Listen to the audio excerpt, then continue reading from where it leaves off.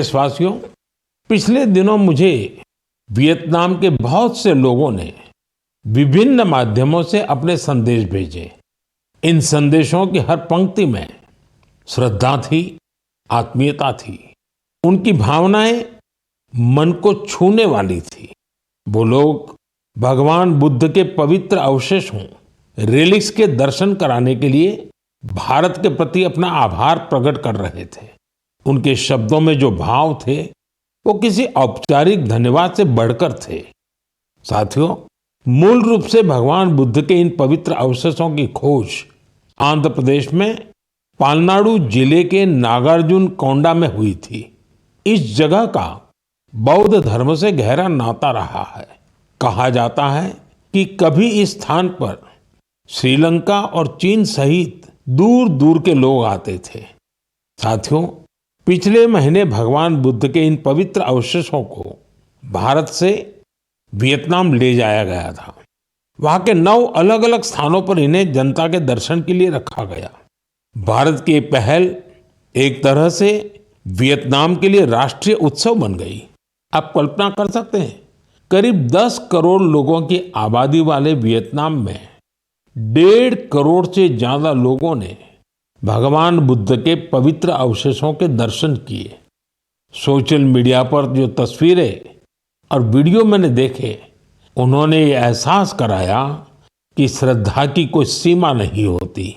बारिश हो, तेज धूप हो, लोग घंटों कतारों में खड़े रहे।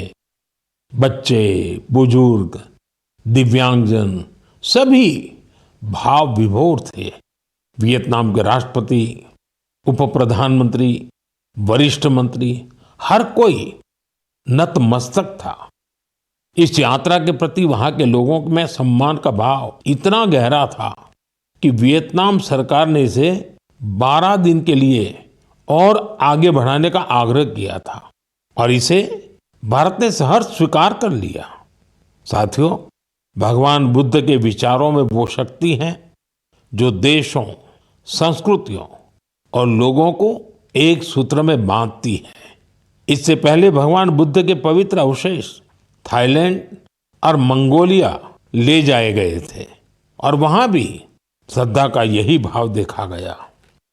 मेरा आप सभी से भी आग्रह है कि अपने राज्य के बौद्ध स्थलों की यात्रा अवश्य करें। एक आध्यात्मिक अनुभव होगा, साथ ही हमारी सांस्कृतिक विरासत से जुड़ने का एक सुंदर अवसर भी बनेगा। मेरे प्यारे देशवासियों, इस महीने हम सब ने विश्व पर्यावरण दिवस मनाया।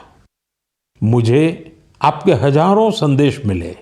कई लोगों ने अपने आसपास के उन साथियों के बारे में बताया जो अकेले ही पर्यावरण बचाने के लिए निकल पड़े थे और फिर उनके साथ पूरा समाज जुड़ गया। सबका यही योगदान हमारी धरती के लिए बड़ी ताकत बन रहा है। पुणे के श्री रमेश खरमाले जी, उनके कार्यों को जानकर आपको बहुत प्रेरणा मिलेगी। जब हफ्ते के अंत में लोग आराम करते हैं तो रमेश जी और उनका परिवार कुदाल और फावड़ा लेकर निकल पड़ते हैं। जानते हैं कहाँ? जुन्नर की पहाड़ियों की ओर। धूप हो या ऊंची चढ़ाई, उनके कदम रुकते नहीं। वो झाड़ियां साफ करते हैं, पानी रोकने के लिए ट्रेंच खोदते हैं और बीज बोते हैं। उन्होंने सिर्फ 2 महीनों में 70 ट्रेंच बना डाले। रमेश जी ने कई सारे छोटे तालाब बनाए हैं, सैकड़ों पेड़ लगाए हैं। वो एक ऑक्सीजन पार्क भी बनवा रहे हैं। नतीजा ये हुआ कि यहाँ अब पक्षी लौटने लगे हैं, वन्य जीवन को नई सांसें मिल रही हैं। साथियों, पर्यावरण के लिए एक और सुंदर पहल देखने को मिली है गुजरात के अहमदाबाद शहर में। यहाँ नगर निगम ने मिशन फॉर मिलियन ट्रीज अभियान शुरू किया है। लक्ष्य है लाखों पेड़ लगाना। इस अभियान की एक खास बात है सिंदूर वन। यह वन ऑपरेशन सिंदूर के वीरों को समर्पित है। सिंदूर के पौधे उन बहादुरों की याद में लगाए जा रहे हैं जिन्होंने देश के लिए सब कुछ समर्पित कर दिया। यहाँ एक और अभियान को नई गति दी जा रही है, एक पेड़ मां के नाम। इस अभियान के तहत देश में करोड़ों पेड़ लगाए जा चुके हैं। आप भी अपने आप के गांव या शहर में चल रहे ऐसे अभियान में जरूर हिस्सा लीजिए। पेड़ लगाइए, पानी बचाइए, धरती की सेवा कीजिए, क्योंकि जब हम प्रकृति को बचाते हैं तो असल में हम अपनी आने वाली पीढ़ियों को सुरक्षित करते हैं। साथियों, महाराष्ट्र के एक गांव ने भी बड़ी शानदार मिसाल पेश की है। छत्रपति संभाजीनगर जिले की ग्राम पंचायत है पाटोदा। ये कार्बन न्यूट्रल गांव पंचायत है। इस गांव में कोई अपने घर के बाहर कचरा नहीं फेंकता। हर घर से कचरा इकट्ठा करने की पूरी व्यवस्था है। यहाँ गंदे पानी का ट्रीटमेंट भी होता है। बिना साफ किए कोई पानी नदी में नहीं जाता।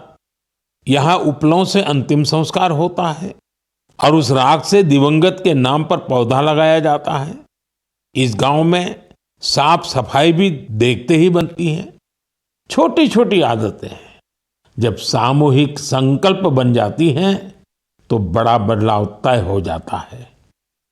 मेरे प्यारे साथियों, इस समय सबकी निगाहें इंटरनेशनल स्पेस सेंटर पर भी है। भारत ने एक नया इतिहास रचा है। मेरी कल ग्रुप कैप्टन शुभांशु शुक्ला से बात भी हुई है। आपने भी शुभांशु से मेरी बातचीत को जरूर सुना होगा। अभी शुभांशु को कुछ और दिन इंटरनेशनल स्पेस सेंटर रहना है। हम मिशंस के बारे में और बातें करेंगे, लेकिन मन की बात के अगले एपिसोड में। अब समय है इस एपिसोड में आपसे विदा लेने का। लेकिन साथियों, जाते जाते मैं आपको एक खास दिन की याद दिलाना चाहता हूं। 1 जुलाई, परसों, यानी 1 जुलाई को हम 2 बेहद महत्वपूर्ण प्रोफेशंस का सम्मान करते हैं, डॉक्टर्स और सीए। ये दोनों ही समाज के ऐसे स्तंभ हैं जो हमारी जिंदगी को बेहतर बनाते हैं। डॉक्टर हमारे स्वास्थ्य के रक्षक हैं और सीए, चार्टर्ड अकाउंटेंट, आर्थिक जीवन के मार्गदर्शक हैं। मेरी सभी डॉक्टर्स और चार्टर्ड अकाउंटेंट्स को ढेर सारी शुभकामनाएं। साथियों, आपके सुझावों का मुझे हमेशा इंतजार रहता है। मन की बात का अगला एपिसोड आपके इन्हीं सुझावों से और समृद्ध होगा। फिर मुलाकात होगी नई बातों के साथ, नई प्रेरणाओं के साथ, देशवासियों की नई उपलब्धियों के साथ। बहुत बहुत धन्यवाद। नमस्कार।